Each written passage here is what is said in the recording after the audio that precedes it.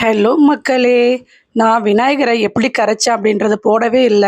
நான் பக்கெட்ல கரைச்சு என் பூத்தொட்டிக்கு அந்த மண்ண எடுத்து போட்டேன். என் பையனுக்கு சாப்பிட என்ன அஸ்வன், வேணும்னு கேட்டேன். இட்லி வேணுமா தோசை வேணுமா? தோசை வேணுமா இட்லி வேணுமா? லாஸ்டா முடிக்கிறது சொல்லக்கூடாது. என்ன வேணும்? சரி, வேணுமா இது வேணுமா? எது கீழே வைக்கட்டுமா? அது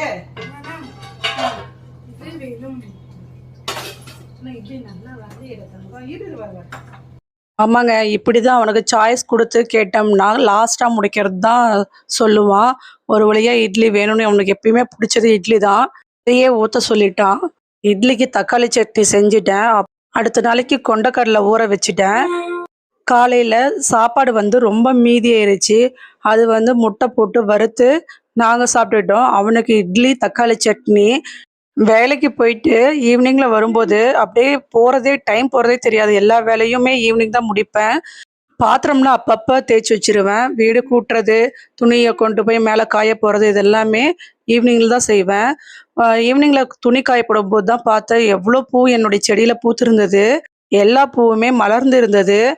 அத பறிச்சு நான் சாமிக்கு தான் போட்டேன். ஏன்னா கட்ட முடியல. இப்பல்லாம் அஸ்வந்த் அவனுடைய ட்ரெஸ் மட்டும் தாங்க காய போடுறான். நம்மளுடைய சேனலை சப்ஸ்கிரைப் பண்ணலாம், சப்ஸ்கிரைப் பண்ணுங்க. கண்டிப்பா லைக் பட்டனை தட்டி விட்டு போங்க. வீடியோ எப்படி இருந்தது கமெண்ட் பண்ணுங்க.